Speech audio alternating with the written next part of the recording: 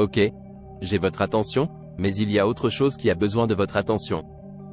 La consommation électrique réelle des processeurs, Ryzen 7000 par rapport à la 13e génération d'Intel. En tant que créateur, j'étais très préoccupé et alarmé par la consommation d'énergie maximale d'Intel de 13e génération de 300 watts et plus consommée lorsqu'elle est utilisée. Et pendant que je testais l'efficacité énergétique du monde réel dans une charge de travail du monde réel, j'ai trouvé des résultats très époustouflants. Et ni AMD ni Intel ne vous racontent réellement toute l'histoire et ce n'est pas ce que vous pensez.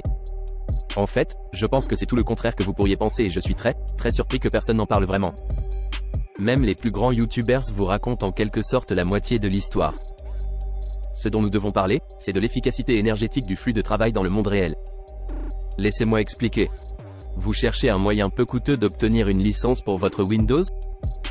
Découvrez UPIS via les liens dans la description de la vidéo. Assurez-vous d'utiliser le code TN20 pour obtenir une réduction de 30%. Collez la licence dans les paramètres d'activation et vous avez terminé. Cette licence est pour Windows 10, mais vous pouvez la mettre à niveau gratuitement vers Windows 11. Il propose également une licence Microsoft Office 19. Utilisez le même code TN20 pour obtenir 30% de réduction.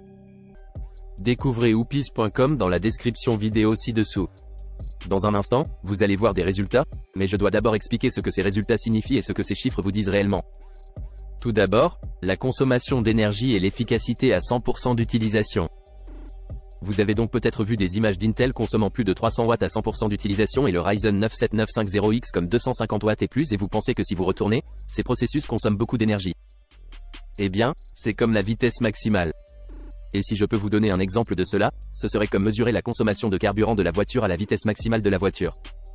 Disons que la voiture roule, vous savez, 200 miles à l'heure et mesurons la puissance ou, vous savez, l'économie de carburant là-bas, ce qui serait vraiment mental et cela n'a pas beaucoup de sens et cela ne vous dit pas l'histoire complète. Si nous parlons vraiment d'efficacité énergétique et de performance par watt, nous devons examiner le flux de travail. Et en tant que créateur, c'est qui je suis et c'est à qui je parle principalement. La plupart du temps, il n'est pas utilisé à 100%. C'est le point ici.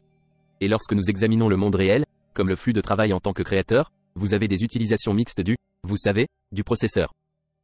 Et puis, quand nous examinons la moyenne, vous savez, l'utilisation, elle est probablement inférieure à 50%. Je vous mets au défi d'utiliser les informations matérielles 60 de plus ou le moniteur matériel. Lancez simplement ce programme pendant votre journée de travail normale et juste à la fin de la journée, voyons quelle est votre utilisation moyenne du processeur. Je serais très intéressé de connaître vos résultats. Deuxièmement, même si cette puissance maximale tirée à 100% d'utilisation n'est pas utile pour connaître les performances par watt, ce qu'il est très utile de savoir, c'est le type de refroidissement dont vous avez besoin. Parce que lorsque nous voyons plus de 250 watts tirés, nous savons que nous ne pouvons pas nous en sortir avec un refroidissement par air de niveau moyen, mais c'est à ce moment-là que nous n'appliquons pas la limite d'Intel car de nombreuses cartes mères prêtes à l'emploi sont livrées avec Intel limite dépassée ou laissez la carte mère tirer le maximum de puissance pour obtenir les meilleures performances multicœurs possibles. Asus, par exemple, l'appelle une amélioration multicœur. Mais Intel dit en fait que ce processeur peut utiliser 253 watts à la limite PL2. Donc, fondamentalement, à moins que vous ne forciez toutes les limites d'Intel, vous avez besoin d'un refroidisseur très haut de gamme pour leur 3900K, puis le 7950X, car ils tirent beaucoup d'énergie de la prise et peuvent fonctionner très chaud. Maintenant, si vous appliquez les limites d'Intel, vous pouvez vous en sortir avec moins de refroidisseurs et même des refroidisseurs d'air plus élevés iront bien et vous perdrez un peu de performance multicœur. Et puis le processeur sera encore plus économe en énergie. Mais dans notre cas, ce que j'ai testé ici, c'est ce que la plupart des gens feraient, c'est que vous obteniez le processeur, vous obteniez la carte mère, vous l'insérez, vous activez peut-être XMP et l'IGPU. Vous ne jouez avec aucun des paramètres, voyez comment il est par défaut, puis mesurez l'efficacité énergétique. Donc, dans notre cas, dans notre carte Asus, ce 3900K tire plus de 300 watts lorsqu'il est utilisé à 100%. Troisièmement, et l'une des découvertes les plus époustouflantes, voire accidentelles, qu'il a faites avec les processeurs Intel, c'est qu'ils tournent au ralenti à de très faibles puissances. Ils peuvent descendre en dessous de 10 watts au repos, probablement en raison de l'efficacité de l'architecture hybride des processeurs. La cause de l'efficacité peut fonctionner très efficacement en arrière-plan ou lorsque vous effectuez des tâches minimales, puis la cause des performances augmente simplement et utilise la puissance quand elle est nécessaire. Alors que sur AMD, ce qui semble presque être un problème, AMD et qu'AMD tournent au ralenti à 5 fois ou même plus, parfois à des puissances plus élevées. Donc, dans un flux de travail réel où nous avons des résultats mitigés d'utilisation du processeur, il est très intéressant de voir comment cela fonctionne alors car la consommation d'énergie maximale d'AMD est bien inférieure à celle d'Intel, mais alors la consommation d'énergie minimale ou faible de, vous savoir, les tâches minimales ou l'utilisation très faible du processeur sont beaucoup plus faibles sur Intel, lequel est le véritable gagnant en termes de performance par watt. Numéro 4. Quel programme ai-je testé alors? J'ai testé Lightroom Classic car il s'agit d'un flux de travail mixte multicœur et monocœur. Il y a des scores actifs et passifs. Ainsi, lorsque vous travaillez sur vos photos, il s'agit de tâches très légères. Donc, fondamentalement, vous utilisez les performances monocœur de vos processeurs et vous avez besoin de cœurs très rapides lorsque vous travaillez avec les faders et vous savez, en feuilletant entre les photos, etc.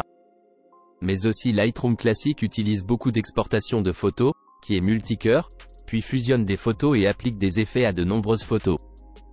Cela peut également être une utilisation multicœur. C'est donc une sorte de flux de travail 50 à 50 que j'ai testé ici.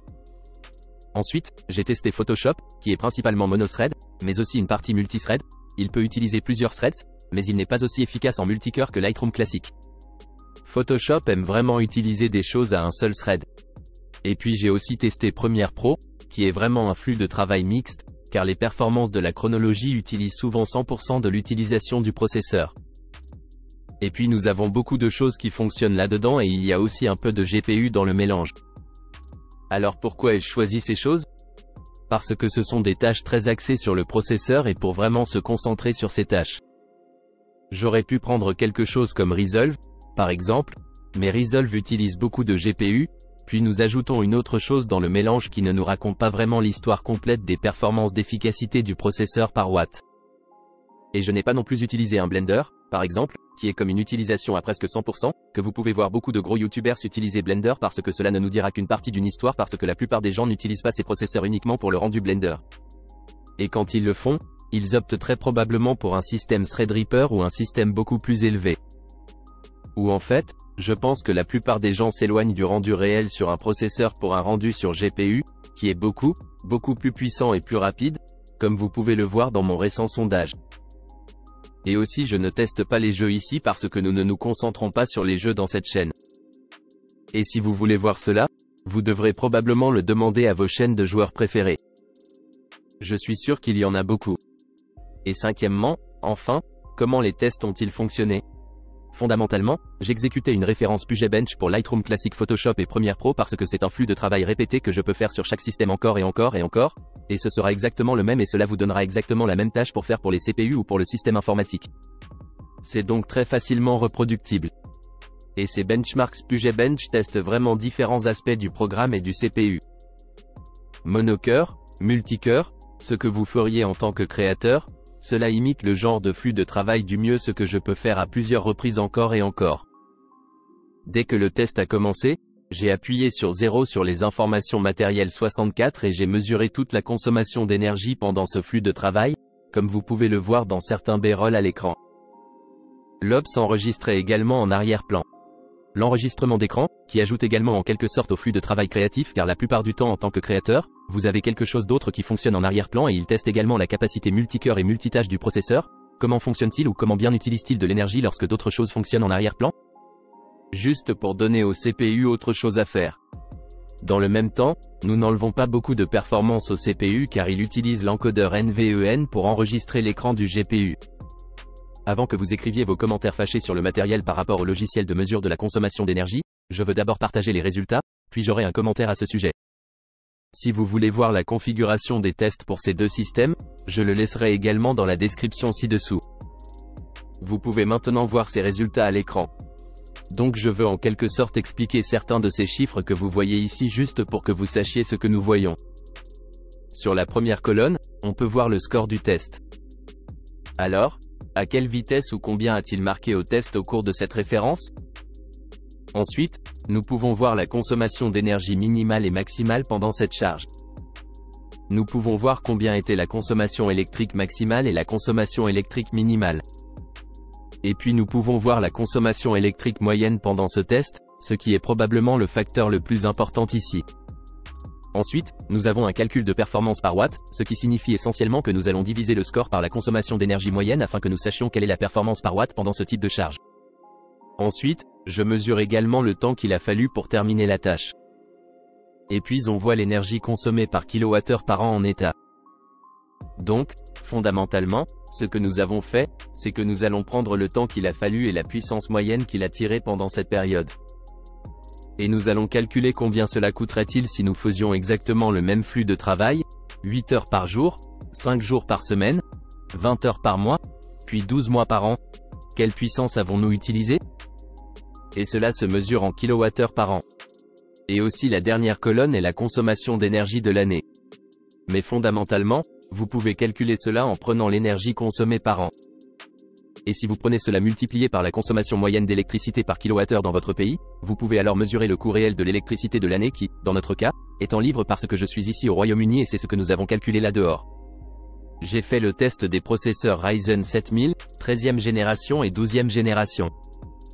Et le haut du graphique ici est le 12600K à 27,5. C'est donc un saut assez important par rapport au 13600K qui est beaucoup plus puissant, mais les performances par watt ne sont pas aussi bonnes dans le flux de travail Premiere Pro ici. C'est donc Premiere Pro que nous examinons ici. Nous pouvons voir de manière intéressante que tous les processeurs Intel ici sont en tête des classements. Et puis viennent tous les processeurs AMD, puis ils reviennent en arrière. Le Ryzen 5 est le plus efficace en termes de performance par watt, puis le Ryzen 7 puis le Ryzen 9 exactement à l'envers. Mais fait intéressant, si nous regardons quelque chose comme le 13900K puis le 7950X, alors le 13900K est un peu plus en termes de performance par watt. Mais cela est dû à la consommation d'énergie minimale. Comme vous pouvez le voir sur le 13900K, la consommation électrique minimale pendant cette tâche était de 9,89 watts. Mais si vous regardez le 7950X, la consommation électrique minimale était de 54,5 watts. Cela fait vraiment une grande différence là-bas. Ainsi, dans Premiere Pro, les processeurs Ryzen sont beaucoup moins économes en énergie en termes de puissance par watt. Même l'Intel 12900 kSiemens, qui est le moins économe en énergie, est un peu en avance sur le Ryzen 7600X. Mais ici, ce n'est pas une comparaison équitable complète entre Intel et AMD, simplement parce qu'Intel a un iGPU à l'intérieur et offre beaucoup de performance dans la chronologie. Il a une surcharge de performance massive du côté AMD. Il a un petit avantage là-dedans, obtenant des points beaucoup plus élevés, comme vous pouvez le voir ici. Même le 12600K obtient des points plus élevés que le 7950X du score global. Cela ne nous donne donc pas une image complète. En passant à Photoshop, nous voyons une image légèrement différente. Les 12600K et 13600K sont à nouveau en tête des classements avec le calcul des performances par watt. Ce sont les processeurs les plus performants là-bas. Mais maintenant, nous pouvons voir que les processeurs Ryzen, en raison des performances d'un seul cœur, obtiennent également de très bons scores. Et le Ryzen 7600X est en fait meilleur en termes de performance par watt que le 13900K. Pas grand-chose, mais c'est quand même mieux. Et le 12900 kSiemens ici n'est vraiment pas très efficace. Et puis les diapositives plus bas dans les graphiques. Mais ensuite, vous pouvez voir que les Ryzen 7900X et 7950X sont toujours en bas des graphiques, consommant ou obtenant à peu près les mêmes performances par watt. Et fait intéressant, il y a un peu de saut entre le meilleur de Ryzen, qui est ici 7600X, et le 13700K. Il y a un petit écart là-bas, environ 3 points par watt, ce qui est assez différent du reste. Et puis les 12600K et 13600 Kelvin de l'i5 ont également un grand écart entre les processeurs de niveau intermédiaire. Et puis enfin, Lightroom classique ici, le type de flux de travail combiné multicœur et monocœur, nous pouvons voir des résultats similaires que les processeurs Intel sont en tête des classements. Ensuite, il y a un grand écart entre le 7600X et le 13900K. Le 13900K est en fait beaucoup plus efficace que le Ryzen 7600X. Il y a un grand écart entre eux. Et les 12600K puis 13600K ici sont en fait beaucoup plus élevés. Comme vous pouvez le voir, le 13600K a également un écart assez important entre le 12600K, simplement à cause des performances monocœur et davantage de cœurs fonctionneront beaucoup mieux. Mais fait intéressant, les processeurs Ryzen, encore une fois, sont au bas des classements. Et cela est principalement dû à la consommation d'énergie minimale. Comme vous pouvez le voir, les processeurs Intel consomment des chiffres à un chiffre, là où les processeurs Ryzen consomment des chiffres à 2 chiffres, et nous ne parlons pas de 20 watts, ils sont environ 5 fois plus que les processeurs Intel, ce qui équivaut globalement à plus de performance par watt pour les processeurs Intel, ce qui est très intéressant. Et maintenant, si vous regardez le coût de l'électricité entre, disons, le système Intel et le système Ryzen, prenons le haut des graphiques, comme le pire des cas pour les deux, qui serait le 7950X et le 13900K. Si nous revenons à Premiere Pro pendant une seconde, vous pouvez voir que le 7950X utiliserait environ 21 livres d'électricité par an, tandis que le 13900K utiliserait 16 livres et 71, il n'y a donc qu'environ 5 arrêts de différence au cours de l'année. Maintenant, vous pouvez calculer votre consommation dans votre pays avec les prix de l'électricité, mais ce n'est pas une si grande différence. Donc, les gens qui pensent que, oh, vous allez vraiment compenser les systèmes AMD parce qu'ils vont consommer beaucoup moins d'énergie au fil du temps, ce n'est pas vrai qu'AMD sera économe en énergie, tout d'abord, parce qu'ils ne le sont pas. Et puis deuxièmement, il n'y a pas une si grande différence entre deux. S'il y a une différence d'environ 50 arrêts entre les niveaux de prix, cela prend environ 10 ans pour que le prix soit réellement égal, donc la différence de prix n'a pas vraiment d'importance ici autant. Ensuite, nous regardons le Photoshop ici entre le i9 et le Ryzen 9. Vous pouvez voir que le i9 utilise 25 livres d'électricité et que le Ryzen 9 utilise environ 7 livres de plus. Encore une fois, nous pouvons voir une différence d'électricité de 8 livres par an, ce n'est pas du tout une si grande différence. Et dans Lightroom Classic ici, nous pouvons voir que le i9 consomme 42 livres d'électricité, alors que le Ryzen 9 consommerait environ 61 livres d'électricité. Ici, c'est une grande différence, qui est d'environ 20 livres ou plus. Mais voici le problème, ces tâches sont principalement lorsque le processeur est utilisé dans ces benchmarks, mais si votre flux de travail est plus inactif, ou moins vers les processeurs inactifs, alors les processeurs Intel progressent encore plus en avant et encore plus en avant, car au fil de l'année avec le temps, je pense que la plupart du temps si vous travaillez sur un système, comme même dans le montage vidéo ou la retouche photo, vous utilisez principalement des performances monocœurs. Vous allez travailler sur des coupes et vous pouvez ajuster la qualité des couleurs, les déplacer de haut en bas, ce sont principalement des performances monocœurs. La plupart du temps, vous n'exportez pas la vidéo et même lorsque vous exportez, même dans ce cas, elle n'est pas utilisée à 100%. Vous pouvez voir entre 30 et 75% d'utilisation car vous utilisez encore beaucoup de GPU, etc. Le genre réel de différence annuelle, la différence de prix serait en fait beaucoup plus grande lorsque nous l'utilisons dans le monde réel. Mais c'est juste la meilleure représentation que je puisse faire avec des tâches répétitives. Et maintenant, je veux parler de la comparaison entre les tests matériels et logiciels, parce que beaucoup de gens pourraient dire que, écoutez, vos tests ne sont pas précis parce que vous mesurez des logiciels plutôt que du matériel. Vous devriez mesurer la consommation électrique des fiches Z du socket CPU. Et je serais en fait d'accord avec vous. Je comprends pourquoi vous pensez cela et je pense que vous obtiendriez des résultats de tests beaucoup plus précis en procédant de cette façon. Mais tout d'abord, je n'ai pas cet équipement de test et cela peut coûter cher. Deuxièmement, lorsque nous le testons à partir de la prise A, nous ajoutons en fait des éléments dans l'équation qui affectent l'efficacité énergétique, ce qui serait, par exemple, la carte mère. La carte mère, l'alimentation électrique, est-ce efficace ? D'autres choses qui pourraient utiliser le pouvoir et ainsi de suite. Il ne s'agit donc pas uniquement de l'utilisation du processeur.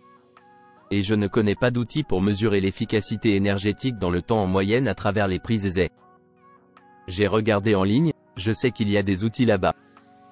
Si vous connaissez un outil qui sera bon et qui fonctionnerait comme ça, où vous pouvez mesurer la moyenne dans le temps, alors j'aimerais l'avoir. Et faites-le moi savoir dans la section des commentaires ci-dessous. Je sais que d'AirPower et le Thermal Grizzly travaillent sur la version GPU de quelque chose comme ça, mais je ne sais pas s'il y a quelque chose pour la version CPU de cela. Ce que j'ai réussi à faire en troisième lieu, c'est d'utiliser simplement de l'énergie simple, vous savez, des wattmètres que vous pouvez obtenir pour environ 10 livres d'Amazon ou quelque chose comme ça. Branchez les deux systèmes, puis mesurez le test Lightroom Classic sur une ligne, puis voyez si mes résultats de test sont vraiment inexacts ou déplacés ou faites la ligne là-haut. Maintenant, je comprends que lorsque nous faisions du logiciel, nous pourrions avoir un peu moins de types de mesure de coefficients à l'intérieur de l'équation. Il y aurait donc une inefficacité dans l'équation lorsque nous mesurons dans le logiciel. Mais si nous supprimons cela, nous devrions toujours obtenir les mêmes résultats, seuls les chiffres sont légèrement différents, si cela a du sens. Mais les mesures seraient les mêmes parce que nous supprimons le même type de partie de l'équation des deux côtés des équations, ce qui signifie simplement que le nombre à la fin serait différent, mais nous verrions toujours la différence entre les deux systèmes, ce qui a du sens ici ou ce que nous recherchons. Mais je l'ai mesuré et comme vous pouvez le voir sur certains B-roll, j'ai mesuré les wattmètres du mur et nous pouvons voir que le i91390K a utilisé 0,055 kWh pendant cette période et marqué 1917 points. Et puis le 7950X a utilisé 0,67 kWh, soit 67 Wh et a marqué 1820 points. Et si nous calculons la moyenne, vous savez, les performances par watt dans ce cas ou les performances par wattheures utilisées d'électricité, alors nous pouvons voir que l'Intel a utilisé 34,8 et l'AMD Ryzen a utilisé 27,16. Maintenant, je veux mentionner que si vous vérifiez la configuration du banc de bureau dans la description ci-dessous, vous verrez que le système AMD a en fait une bien meilleure alimentation, une alimentation beaucoup plus efficace à 80 plus platine plutôt que 80 plus hors note sur le système Intel, ce qui signifie que l'AMD a un avantage encore plus grand là-bas. Donc, si nous utilisions les mêmes alimentations sur les deux systèmes, l'écart serait à nouveau légèrement plus grand, vous savez, en faveur d'Intel. Mais parce que je ne voulais pas faire une autre configuration de test et jouer à nouveau avec les alimentations, je voulais juste voir si je les branchais, quels seraient les résultats? Et les voici. Alors, quels sont les plats à emporter de ces résultats de test alors? Maintenant, après des semaines et des semaines de tests, de mesures, de collecte de données, je peux voir qu'en fait, le type réel de performance par watt est bien meilleur sur les systèmes Intel. Et si vous êtes un créateur, alors le système Intel vous offre de meilleures performances par watt à la note moyenne, à moins que vous ne fassiez du rendu Blender, alors oui, AMD. Mais je ne pense pas que beaucoup de créateurs fassent cela. Et comme je l'ai expliqué plus tôt dans la vidéo, votre processeur n'est probablement pas utilisé à 100%.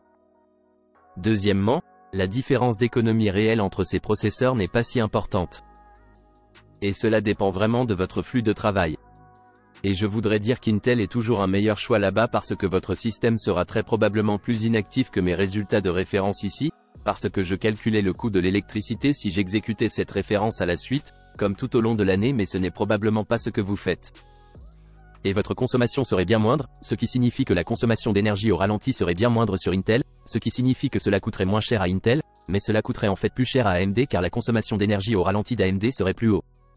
En tant que créateur et en tant que professionnel, si vous faites cela pour le travail, je ne pense pas que vous ayez à vous en soucier de toute façon, car comme vous pouvez le voir, ce n'est pas si grave. Mais si vous me demandez ce qui est le plus économe en énergie, alors Intel est celui-là. Les gens qui disent qu'AMD est plus économe en énergie, ce n'est pas vraiment vrai, comme vous pouvez le voir dans ces résultats de test. Maintenant, je ne parle pas de chaque cas et scénario, mais je pense que pour la plupart des gens, ce n'est pas la vérité.